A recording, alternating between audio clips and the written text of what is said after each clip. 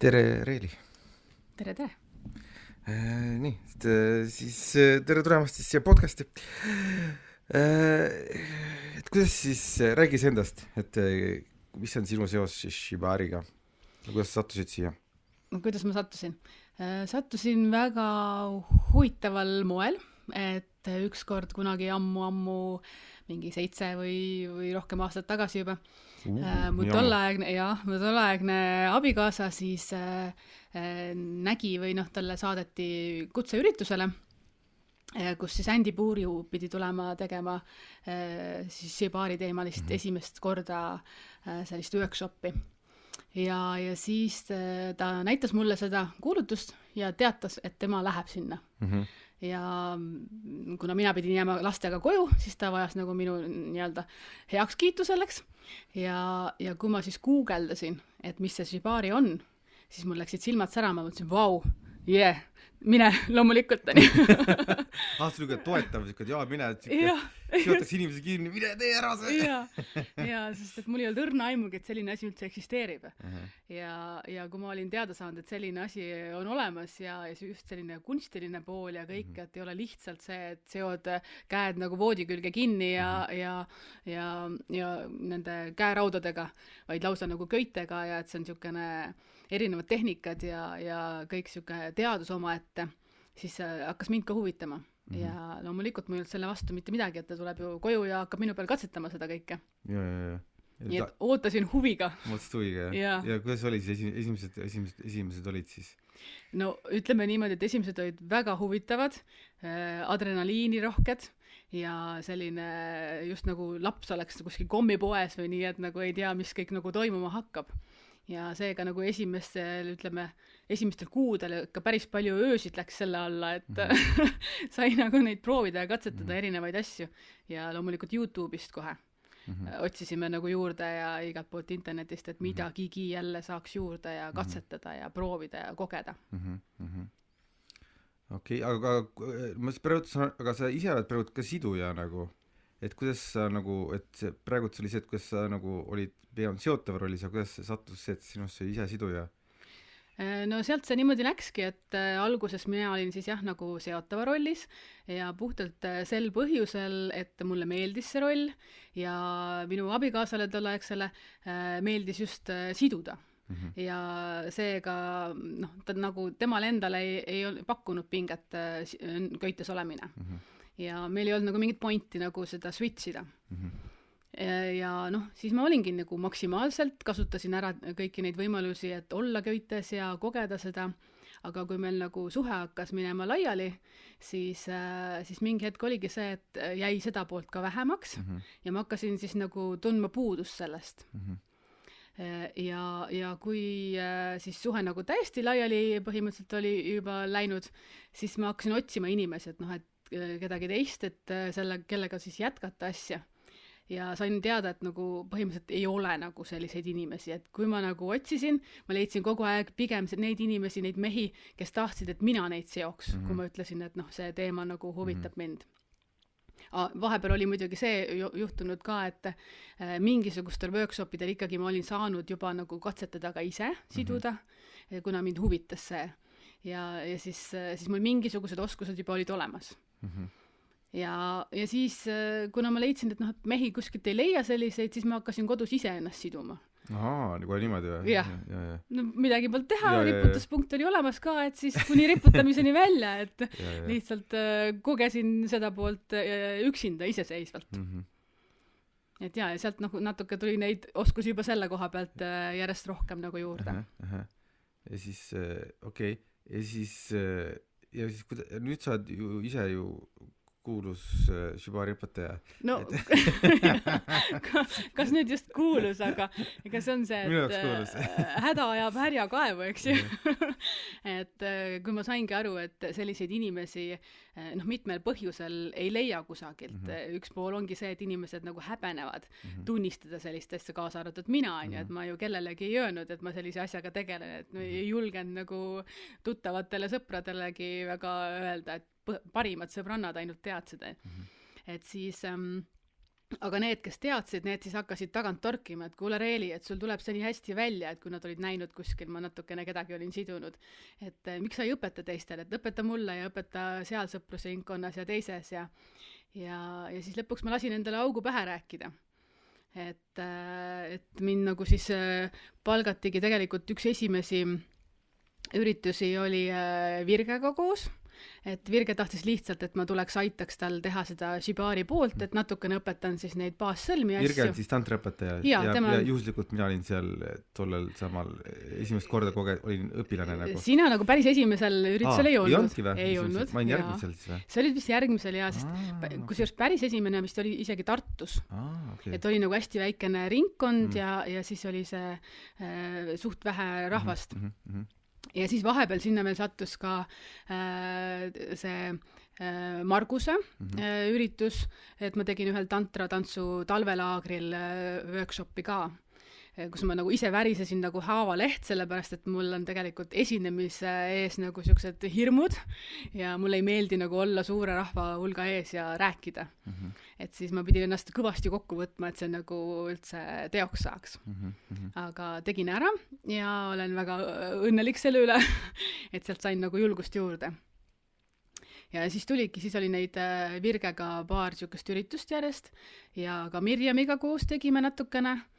Ja siis tuli juba tantrafestival, mis oli ka siis, kuhu kutsuti, Margus kutsus, et kuule, et tule tee meile siin ka workshopi ja siis kui ma selle ära tegin, et kuskil 60 või 70 inimese ees seal selle workshopi ära tegin, siis ma sain aru, et vau, et tegelikult huvi on inimestel palju ja tegelikult ma oskan seda päris hästi, et miks ma siis ei võiks seda jagada inimestele, kes saaksid ka kõiki neid positiivseid asju kogeda läbi köite, mis mina olen nagu tundnud nende aastate jooksul. Et sealt see nii-öelda lumepall siis veerema läks. Nii, aga räägi siis, mis on sinu jaoks siis Shibari, nagu kuidas sina kirjeldaksid Shibarit või mis on sinu jaoks see väärtus seal või miks sina seda teed? No minul on see just see, et mind nagu kõige rohkem köidab see, et seal on hästi palju erinevaid nüansse.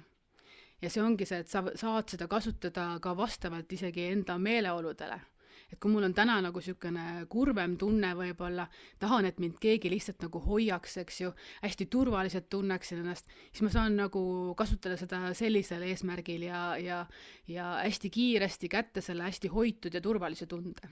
Samas, kui mul on näiteks hästi mänguline tuju, on ju, ma saan köite abil tekitada nagu hästi palju erinevaid siukseid mängulisi situatsioone, kui ma nagu tean neid ohutust ja sõlmi.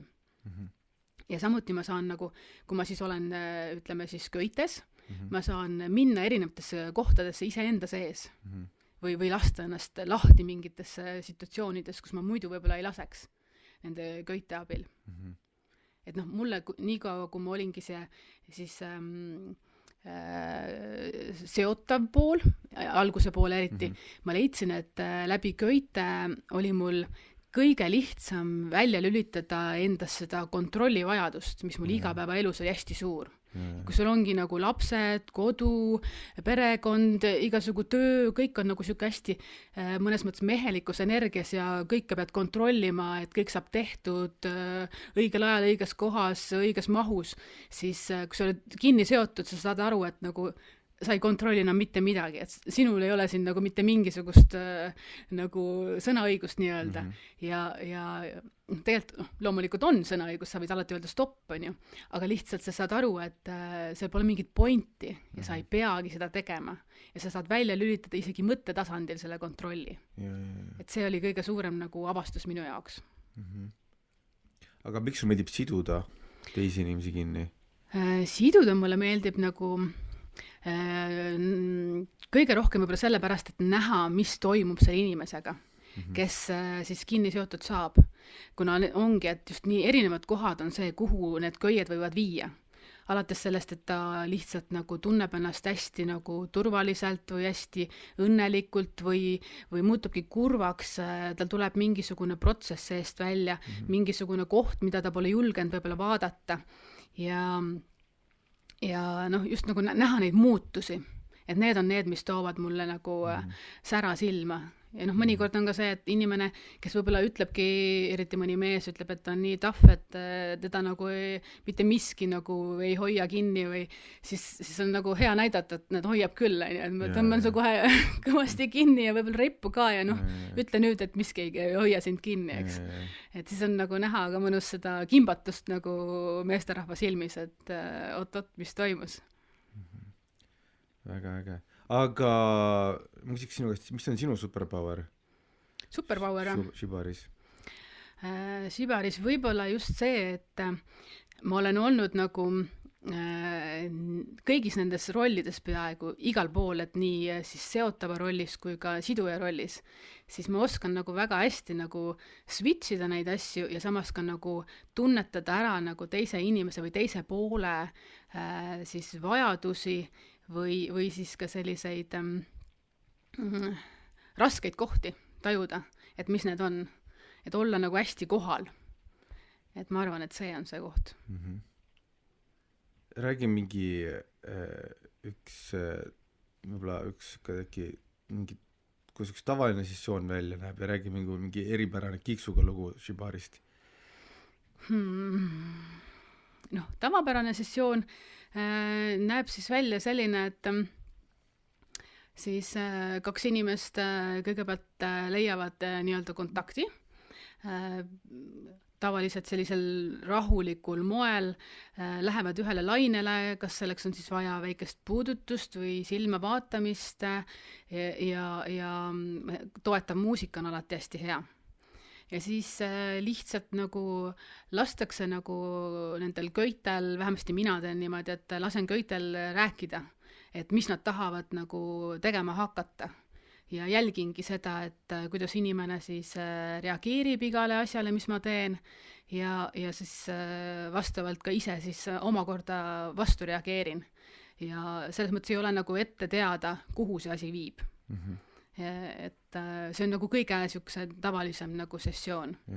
Ja see, kuhu ta lõpuks jõuab välja, seda samuti ei tea, et kas ta jõuab kuhugile lõbusasse kohta, nukrasse kohta või kuskile pingelisse kohta, et selles mõttes pole nagu teada.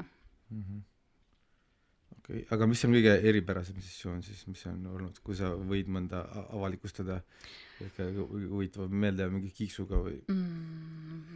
See on natuke keerulisem teema. Et kõige eripärasem olnud näiteks selline asi, kus ongi see, et sa nagu siis oled justkui tavalise sessiooni ajal nagu sidunud inimest kinni ja kõik nagu tundub, et on nagu hästi ja kontrollitud ja siis järsku mingisugune pisikene asi, mis nagu teed, mis justkui tundub nagu tavaline, võib vallandada nagu täiesti nagu siukse ekstreemse nagu reaktsiooni. Näiteks nagu naermise, naerupahvaka suure ja siukse nagu lõppematu justkui koha peal, kus justkui pole nagu mingit pointi sellel ja sa ei saa aru nagu, mis toimub ja kust see tuleb. Ja siis on nagu mõlemal siukene huvitav olek, et nagu kumbki tegelikult mõnikord ei pruugi teada nagu, mis see viis on ja sinnani on ju. Ja siis justkui pealtnäha alguses tõsine ja siukene rahulik asi on järsku nagu selline hästi naljakas ja lapselik ja edasi mingi emotsioon vallandub ja siis mingi naeruga see emotsioon. Ja, täpselt. Väga põnev, väga huvitav. See on mingi pingelises hetkes siis või? Et mingi pinge vallandab selle või? Ja.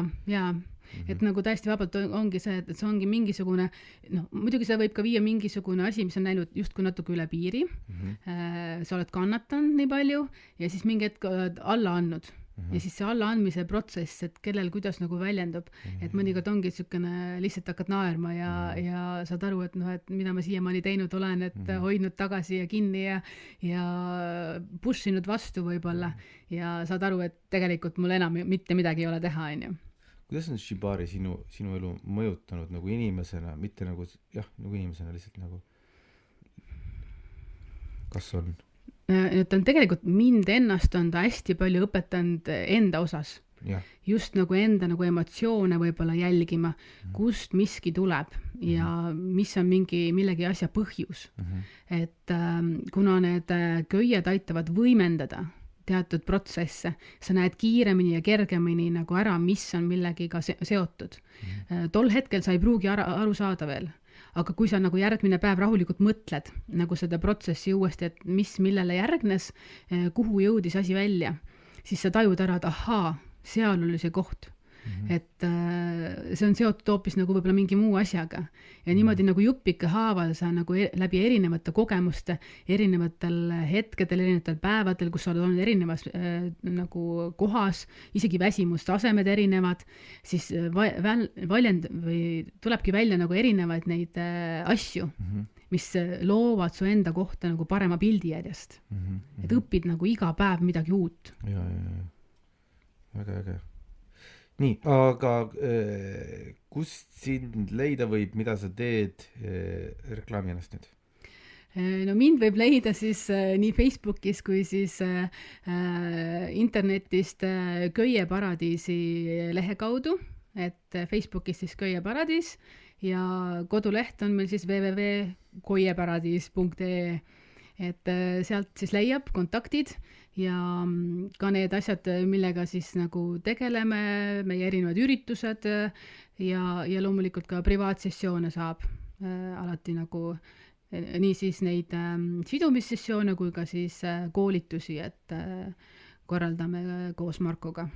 Just, et teil on nagu, minust on teil vist 2 korda kuus, vist on kogenud inimestele vist 2 korda kuus saavad käida harjutamas sidumas teie juures?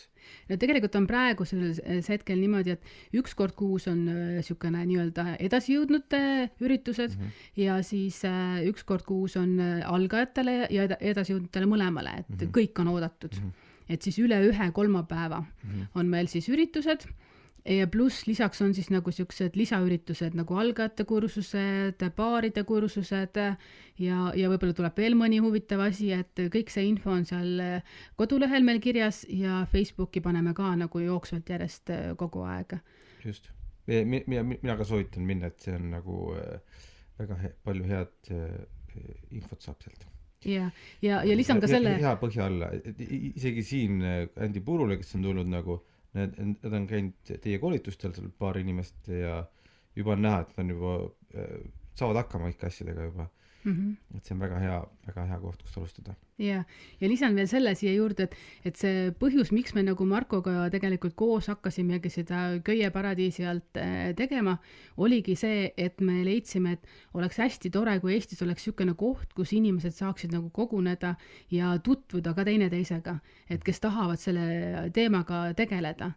Et seega meie põhieesmärk tegelikult ongi see, et loomulikult ka õpetada inimesi, harida sellel teemal, aga viia ka kokku, et nad leiaksid omale sidumispartnereid või siis miks mitte sealt lõpuks partnereid kogu eluks, kui väga hästi klapib ja tullagi kokku ja leida neid kaaslasi, et see ei ole nagu niisugune asi, mida kuskil keegi ei tee, et tegelikult sellega tegeletakse päris palju. Just. Aitäh sulle ja siis ma tahaksin kunagi veel sinuga teha seda podcasti. Aitäh sulle samuti, Olavi!